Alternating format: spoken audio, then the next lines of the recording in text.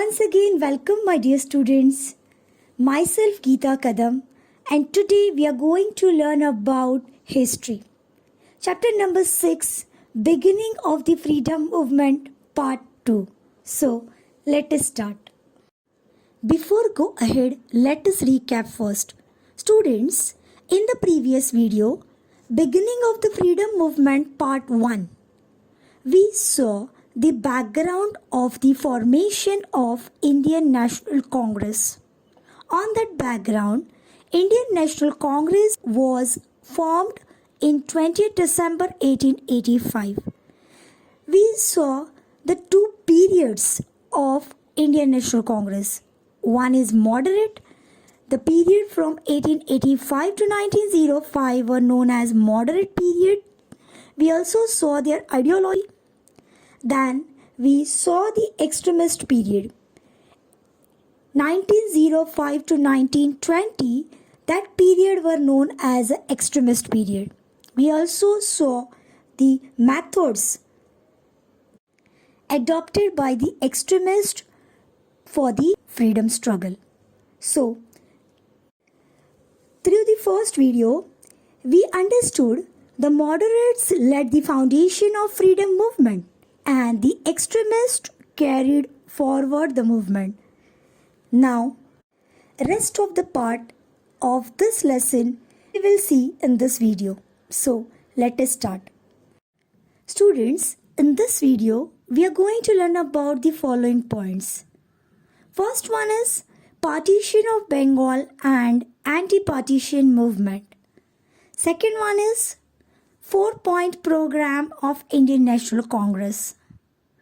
Third one is differences between moderates and extremists. Fourth one is establishment of Muslim League. With that, we will see the points Morley-Minto Act and Lucknow Pact. And the last point is Home Rule Movement and Montagu-Chelmsford Reform Act. So, let us start. Students, in the previous video, we saw that the popularity of Indian National Congress were increased day by day. And that's why to cause a split means to divide the national movement, British implemented the policy of divide and rule. How? Let us see with the point partition of Bengal. The British decided to use the policy of divide and rule to create a rift. Rift means to create a crack between Hindus and Muslim community. Then Viceroy Lord Curzon, he contributed to it. How? See, during that time, Bengal was a very large province. And to carry out the work of this province was very difficult from administrative point of view. By putting up this reason, in the year 1905, Lord Curzon, he decided the partition of Bengal province. With this partition, arrangement was made such a majority Muslims will remain in East Bengal and West Bengal for majorities of Hindus. So the hidden strategy of British was, if the Hindu Muslims were divided due to the partition, then the freedom movement will be weakened. So like that way, through the partition of Bengal, British implemented the policy of divide and rule for weakened our freedom movement. Students, when the Lord Curzon done the partition of Bengal in the year 1905, the discontent among the minds of Indians against the Britishers were increased. And from that, anti-partition movement started. So, let us see about the anti-partition movement, how it was started and spread in entire India. There was a public awakening against the partition not only in Bengal but all over the India. 16th October was observed as National Mourning Day. protest meetings were organized to condemn the decisions all over the India. Singing of Vande Mataram, Raksha Bandhan programs, boycott of government-run schools and colleges by students were the programs held to mark the protest. The movement was led by Surendranath Banerjee, Anand Mohan Bose, Rabindranath Tagore and other leaders. Indian National Congress widened its reach due to this movement.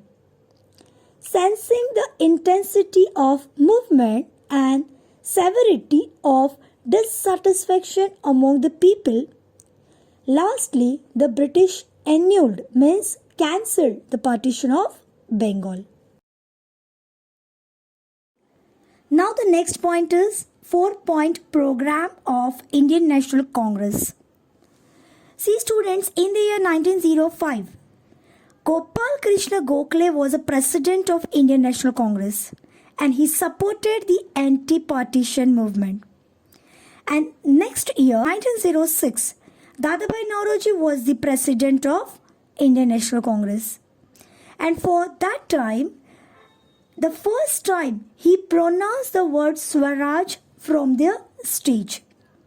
In his presidential speech, he gave the message that remain united, try sincerely and fulfill the aim of Swaraj so that today we will be able to save lakhs of people who are suffering from poverty, hunger, diseases, and India will get a respectable position among the developed countries. And in the same session, Swaraj, Swadeshi, national education and boycott. This 4-point program was unanimously, means unitedly accepted by the Indian National Congress. Due to the Swadeshi movement, we will be self-sufficient.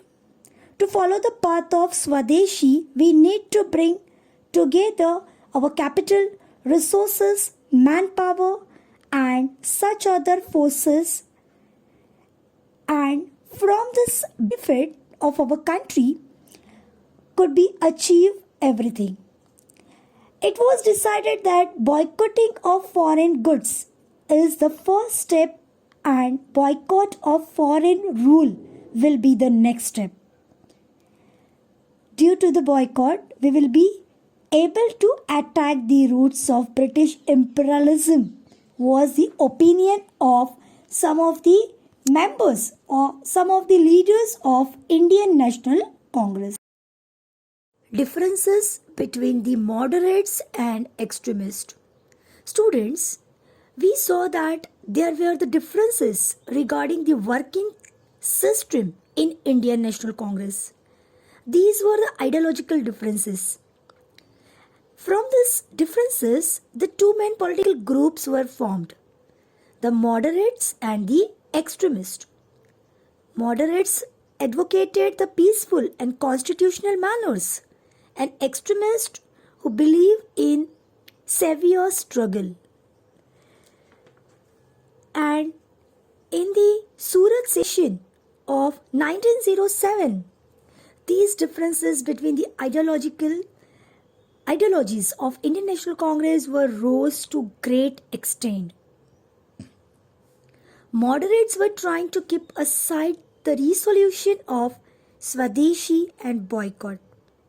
But the extremists trying that this opposition should not be successful. Gopal Krishna Gokhale, Surendranath Banerjee, Firoz Shah Mehta, such moderate leaders, they blame that the extremist leaders are trying to capture the Indian National Congress. Lala Lajpat Rai tried to act as a mediator.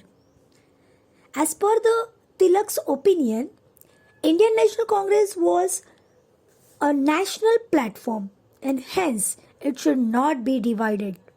But during the session, the tension increased and since no compromise was possible, finally there was a split, means there was a crack in the Indian National Congress.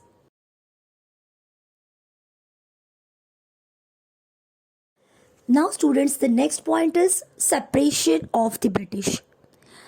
After the anti-partition movement, government was disturbed looking at the influential public protest. And to control this movement, control the anti-partition movement, the government used the policy of separation.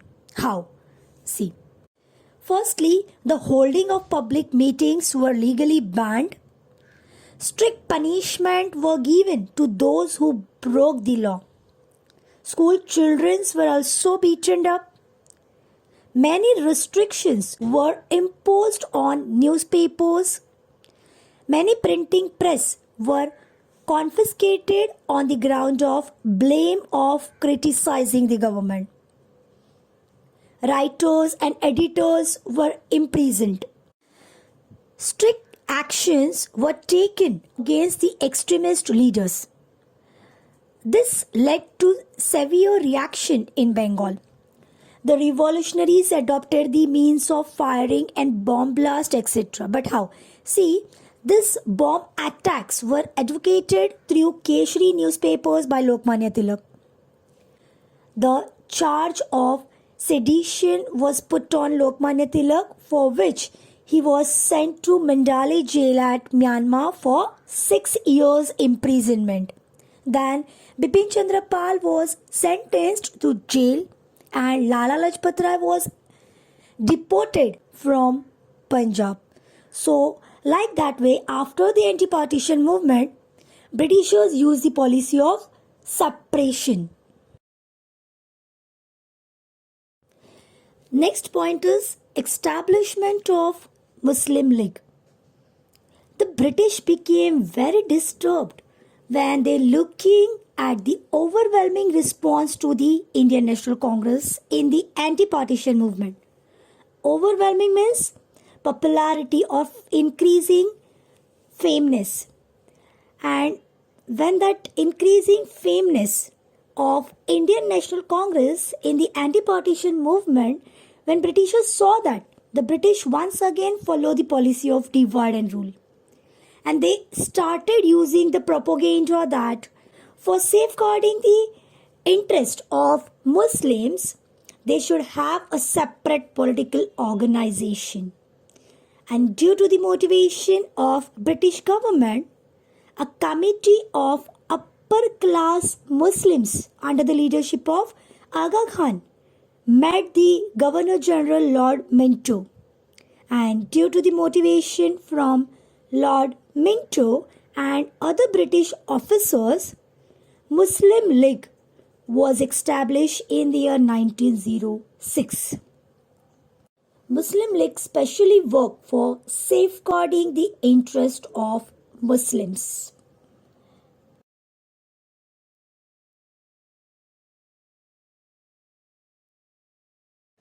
See students, because of the Britishers' policy towards the Indians, the discontent against the Britishers in the minds of Indians were increased.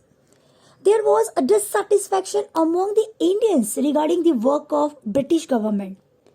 And the Indians felt that the reason of poverty in India was the economic policy of the British.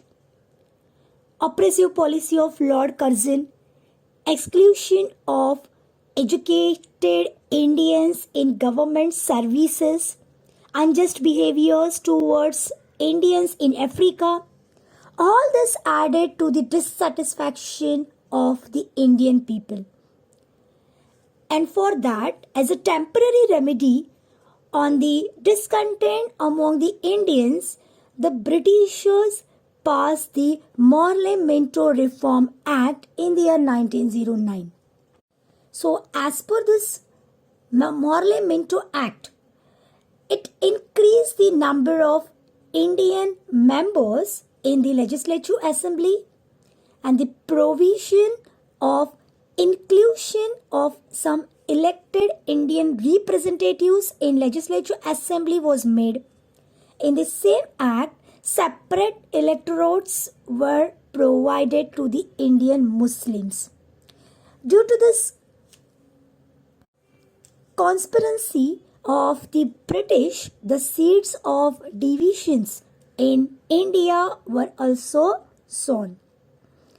Now, after some time, in the Lucknow session of Indian National Congress in the year 1916, under the leadership of Lokmanya Tilak, an attempt was made to resolve the disputes in the Indian National Congress. In the same year, there was an agreement between Indian National Congress and Muslim League, which was known as Lucknow Pact. And according to this Lucknow Pact, the Indian National Congress agreed for the separate electorates to the Muslims, and Muslim League also agreed to support the Indian National Congress in its work for getting political rights to India. So the agreement between Indian National Congress and Muslim League were known as Lucknow Pact. Now students, the next one is Home Rule Movement, a very important movement in our freedom struggle. In the year 1914, when Lokmanya Tilak was released from the Mandalay jail, the First World War had begun in Europe. The direct consequences of this war had to be borne by India as well. The rates of basic necessary commodities were increased. Many restrictions were put up on the Indians by the British government. This led to increased dissatisfaction in the minds of Indians. And in these circumstances, Dr. Annie Besant and Lokmanya Tilak started the Home Rule Movement. Home Rule Movement means a self-government. Home Rule means self-government. And such movement also began in Ireland against the colonialism. See students, Ireland was a country where the Home Rule movement successfully conducted. And after that in India, Dr. Annie Besant was started with the help of Lokmanya Tilak.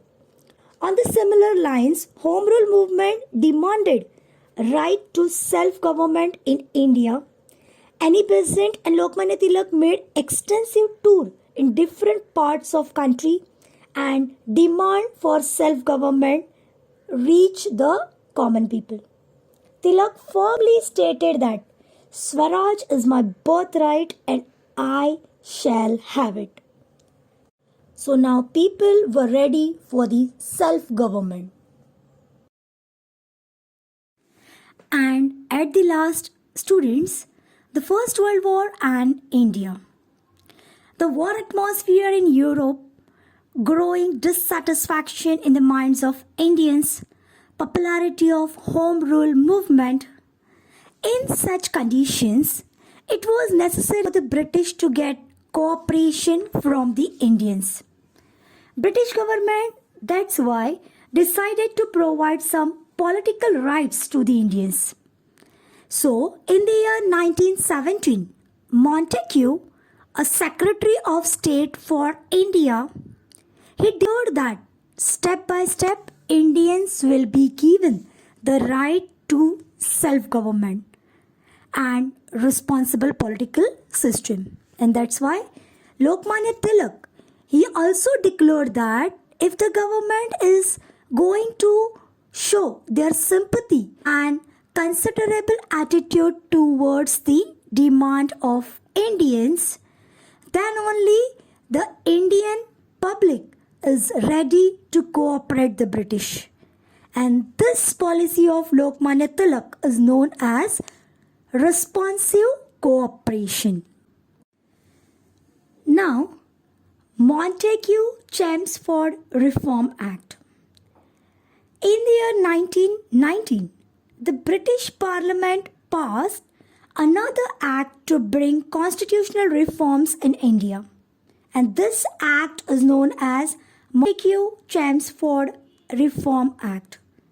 Now, which were the provisions of that Montagu-Chelmsford Reform Act.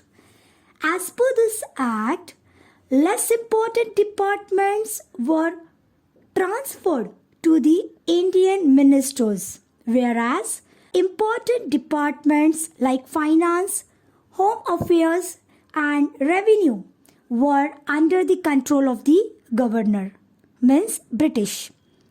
And the 1919 Act did not give much exposure to the demand for responsible government of Indians.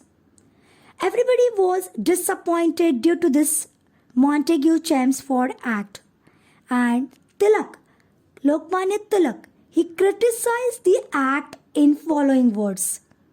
He said that this is neither the Swara nor its foundation. The Indians understood that if they have to subdue the British government, then the agitation needs to be more rigorous. And India got prepared for the new movement. Let us see the exercise. First question is, explain the following statements with reasons. Lord Curzon decided to partition Bengal. The answer includes the following points. Bengal was a large province, and for the administrative convenience, the province of Bengal was partitioned by Lord Curzon.